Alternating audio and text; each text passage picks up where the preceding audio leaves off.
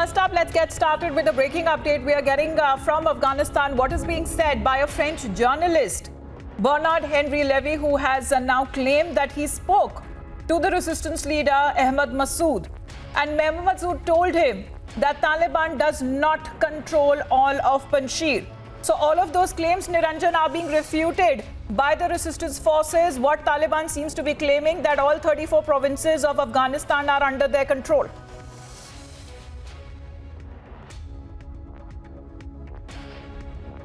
Yes, Niranjan.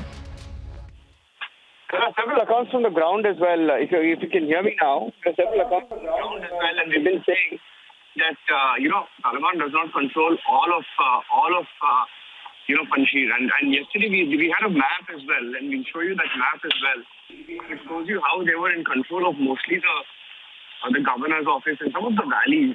At the entrance of Panjshir, not all of Panjshir, just the entrance of Panjshir, and almost 80% of Panjshir was unoccupied in the sense by Taliban. They haven't been able to enter. They've been limited to the entrance of Panjshir. And of course, the Taliban media and the Taliban propaganda wants everyone to believe that Panjshir is in their control. But the truth is, it is a mountainous region, and the resistance is in the mountainous region. And a French journalist has just he's put that out, and he's someone who's been following this entire story, and he has tweeted that he says he has spoken to Ahmad Massoud, and the Taliban control in Panjshir is they only control the Panjshir Valley and not the mountain, and that the resistance is organized. He says and he says the son of Ahmad Massoud is standing somewhere in Panjshir, and in him burns the flame of Afghanistan free. And he's also posted an old picture of him from 2020 with him, and that's the tweet. And it confirms what we've been saying, that, Taliban could not enter. They suffered heavy casualties. They tried to take Pakistan shells, Pakistan choppers, drones were used, and we know that. And now they're at the entrance. They're limited to the entrance, but that's where they are. They haven't been able to capture all of Panjshir, and the resistance is very much on, is what we understand. When we say resistance, the fight against Taliban rule, and it's been demonstrated across Afghanistan. Across Afghanistan, there have been protests. And I think, for those who wrote off Ahmad Massoud and the Northern Alliance and the resistance, I think the story is just beginning to unravel. Also remember, in all of this, the internet has been cut off for the last few days. So, even our crew, Amita, who was reporting from there, we haven't been able to contact them. We don't know whether they've been arrested or their status. To be honest with you, we're getting reports that some of our journalists have been arrested. But we can't confirm that. I'll just hold on to that information. But that's where it stands as of this minute. Back to you for now. All right, Niranjan, thanks very much for the update. Major General P.K. Sehgal is with us here on the phone line. Sir, good afternoon to you. What we're getting to know, this is coming as a major development. Amid the claims of Taliban capturing Panjshir, the National Resistance Front of Afghanistan continues to say that they are very much there in Panjshir, and these are false and baseless reports that all of the valley has been taken over by Taliban, sir. What the Taliban is saying is absolutely fake and propaganda. They along with Pakistan, have managed to get the best propagandists in the world. They got the best lobbyists in the world to sell their narrative.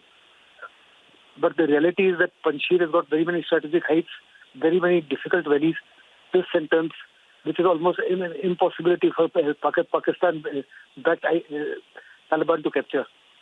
Taliban is the resistance forces are very much there, and it will take a long time for actually Pakistan-assisted Taliban to get hold of the valley. If you recall, the Russians put in 9 attacks. They used their aircraft, they used their attack helicopters, they used more than a division of highly trained commandos. They used tanks, they used artillery, they used everything, and all 9 times they were defeated. Panjshir has never fallen. Yes, what has happened this time is that they've cut off the medical supplies, they've cut off food, they've cut off the communications. Notwithstanding that, the resistance forces still have access to satellite telephones, which possibly may have been given to them by Kazakhstan, and which can operate very easily. But the ability of use of the social media has been denied to them. But the claim of Pakistan as well as the Taliban is that they have completely captured entire Panjshir, etc. is absolutely ridiculous. They will at least continue to fight for next couple of months. In the process, the Pakistan is getting totally exposed. Absolutely. It's Pakistan now interfering in another country militarily. Afghanistan is a different country altogether. In Pakistan, 11 Corps has been tasked. Full 11 Corps has been tasked along with the Northern Light Infantry to go and help the Talibanis. If Pakistan is pushing a full corps strength in that area, it clearly indicates that they're having phenomenal amount of difficulty in actually getting hold of that area. And I am personally of the firm conviction that they will not be able to get hold of that area. My elder brother, General Vinod Sehgal, was invited by the Northern Alliance about 10 years back. And he stayed in Panjshir Valley for about 10 days. And what he tells me that the valley is extremely difficult. Lend itself totally to guerrilla warfare, and those people there know every inch of the ground. And any outsider who's alien in that area will be increasingly ambushed on and off, and they will continue to pay heavy price. Even Pakistanis have suffered. Some days back, the Northern Alliance have reported that they have killed 21 Pakistani soldiers. They laid down their bodies, and 25 of them had been injured, and which were prisoners with the Northern Alliance. So there's a clinching evidence of Pakistani involvement, which they ought to show to the entire world. But what is very disturbing is Blinken's statement today that under no circumstances are they going to help Northern Alliance. Northern Alliance needs all the assistance because through Northern Alliance and because of Northern Alliance, resistance against the Talibanis are coming up in every single major city in Afghanistan. The Afghan National Army, 20 to 30,000 people have already joined Northern Alliance. Many more are likely to come. Talibanis are making it difficult for them to reach this area, but that notwithstanding, they're managing to reach. It is also important that Iran is increasingly getting worried because of the involvement of Pakistan. So Iran also may get involved at a future point of time.